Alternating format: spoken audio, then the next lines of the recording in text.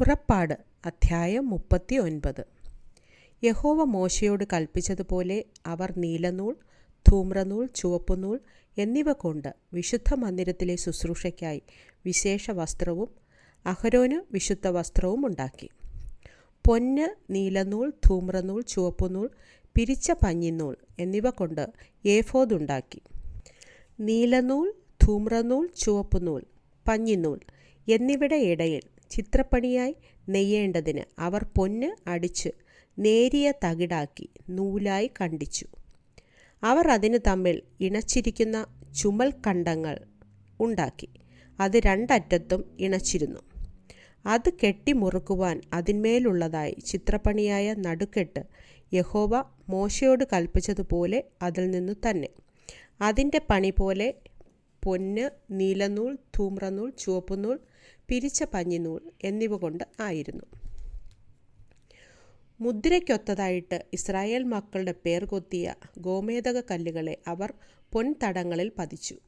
യഹോവ മോശയോട് കൽപ്പിച്ചതുപോലെ അവൻ ഇസ്രായേൽ മക്കൾക്കു വേണ്ടി ഏഫോദിൻ്റെ ചുമൽക്കണ്ടങ്ങളിന്മേൽ ഓർമ്മക്കല്ലുകൾ വച്ചു.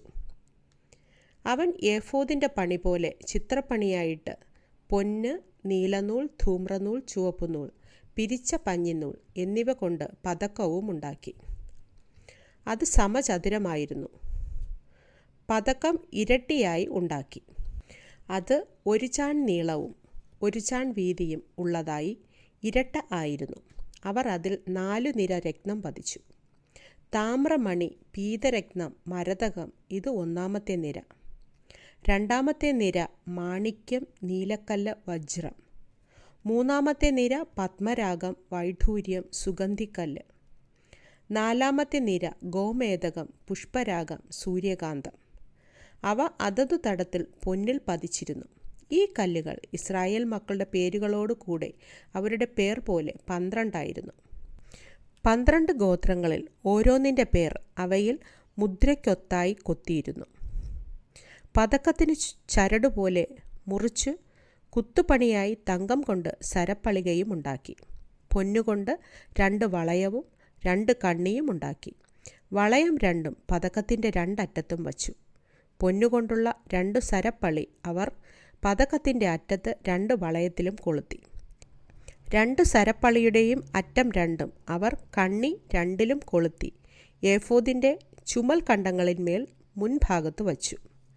അവർ പൊന്നുകൊണ്ട് വേറെ 2 കണ്ണി ഉണ്ടാക്കി പതക്കത്തിൻ്റെ മറ്റേ 2 അറ്റത്തും ഏഫോദിൻ്റെ കീഴറ്റത്തിന് നേരെ അകത്തെ വിളുമ്പിൽ വച്ചു. അവർ വേറെ 2 പൊൻകണ്ണി ഉണ്ടാക്കി ഏഫോദിൻ്റെ മുൻഭാഗത്ത് 2 ചുമൽക്കണ്ടങ്ങളിൽ താഴെ അതിൻ്റെ ഇണപ്പിനരികെ ഏഫോദിൻ്റെ നടുക്കെട്ടിന് മേലായി വച്ചു. പതക്കം ഏഫോദിൻ്റെ നടുക്കെട്ടിന് മേലായി ഇരിക്കേണ്ടതിനും അത് ഏഫോദിൽ ആടാതിരിക്കേണ്ടതിനും ദൈവം മോശയോട് കൽപ്പിച്ചതുപോലെ അവർ അത് കണ്ണികളാൽ ഏഫോദിൻ്റെ കണ്ണികളോട് നീലനാട കൊണ്ട് കെട്ടി. അവൻ ഏഫോദിൻ്റെ അങ്കി മുഴുവനും നീലനൂൽ കൊണ്ട് നെയ്ത്തുപണിയായി ഉണ്ടാക്കി. അങ്കിയുടെ നടുവിൽ കവചത്തിൻ്റെ ദ്വാരം പോലെ ഒരു ദ്വാരവും അത് കീറാതിരിക്കേണ്ടതിന് ചുറ്റും ഒരു നാടയും വച്ചു. അങ്കിയുടെ വിളുമ്പിൽ നീലനൂൽ, ധൂമ്രനൂൽ, ചുവപ്പുനൂൽ, പിരിച്ച പഞ്ഞിനൂൽ എന്നിവ കൊണ്ട് മാതളപ്പഴങ്ങൾ ഉണ്ടാക്കി. തങ്കം കൊണ്ട് മണികളും ഉണ്ടാക്കി. മണികൾ അങ്കിയുടെ വിളുമ്പിൽ ചുറ്റും മാതളപ്പഴങ്ങളുടെ ഇടയിൽ വച്ചു. ശുശ്രൂഷയ്ക്കുള്ള അങ്കിയുടെ വിളുമ്പിൽ ചുറ്റും 1 മണിയും 1 മാതളപ്പഴവും, 1 മണിയും 1 മാതളപ്പഴവും ഇങ്ങനെ യഹോവ മോശയോട് കൽപ്പിച്ചതുപോലെ തന്നെ വച്ചു. അഹരോനും പുത്രന്മാർക്കും പഞ്ഞിനൂൽ കൊണ്ട് നെയ്ത്തുപണിയായ അങ്കിയും, പഞ്ഞിനൂൽ കൊണ്ട് മുടിയും, പഞ്ഞിനൂൽ കൊണ്ട് അലങ്കാരമുള്ള തലപ്പാവും, പിരിച്ച പഞ്ഞിനൂൽ കൊണ്ട് കാൽച്ചട്ടയും, പിരിച്ച പഞ്ഞിനൂൽ, നീലനൂൽ, ധൂമ്രനൂൽ, ചുവപ്പുനൂൽ എന്നിവ കൊണ്ട് ചിത്രത്തയ്യൽ പണിയായ നടുക്കെട്ടും യഹോവ മോശയോട് കൽപ്പിച്ചതുപോലെ തന്നെ ഉണ്ടാക്കി. അവർ തങ്കം കൊണ്ട് വിശുദ്ധ മുടിയുടെ നെറ്റിപ്പട്ടം ഉണ്ടാക്കി. അതിൽ യഹോവയ്ക്ക് വിശുദ്ധം എന്ന് മുദ്രയ്ക്കൊത്തായുള്ള ഒരു എഴുത്ത് കൊത്തി. അത് മുടിമേൽ കെട്ടേണ്ടതിന് അതിൽ നീലനൂൽ നാട കോർത്തു. യഹോവ മോശയോട് കൽപ്പിച്ചതുപോലെ തന്നെ. ഇങ്ങനെ സമാഗമന കൂടാരമെന്ന തിരുനിവാസത്തിൻ്റെ പണിയൊക്കെയും തീർന്നു. യഹോവ മോശയോട് കൽപ്പിച്ചതുപോലെയൊക്കെയും ഇസ്രായേൽ മക്കൾ ചെയ്തു. അങ്ങനെ തന്നെ അവർ ചെയ്തു. അവർ തിരുനിവാസം മോശയുടെ അടുക്കൽ കൊണ്ടുവന്നു.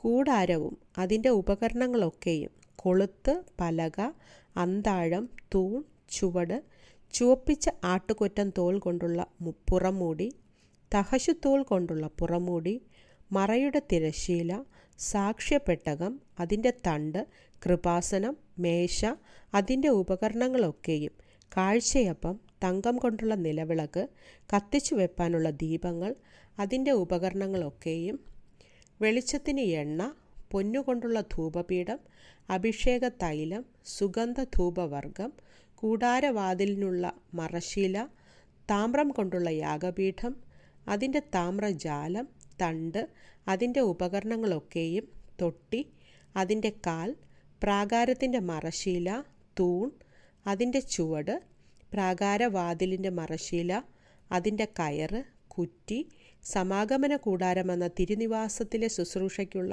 ഉപകരണങ്ങളൊക്കെയും, വിശുദ്ധ മന്ദിരത്തിലെ ശുശ്രൂഷയ്ക്കായി വിശേഷ വസ്ത്രം, പുരോഹിത ശുശ്രൂഷയ്ക്കുള്ള അഹരോൻ്റെ വിശുദ്ധ വസ്ത്രം, അവൻ്റെ പുത്രന്മാരുടെ വസ്ത്രം, ഇങ്ങനെ യഹോവ മോശയോട് കൽപ്പിച്ചതുപോലെ ഒക്കെയും ഇസ്രായേൽ മക്കൾ എല്ലാ പണിയും തീർത്തു. മോശ പണിയൊക്കെയും നോക്കി, യഹോവ കൽപ്പിച്ചതുപോലെ തന്നെ അവർ ചെയ്തു തീർത്തിരുന്നു എന്ന് കണ്ട് മോശ അവരെ അനുഗ്രഹിച്ചു.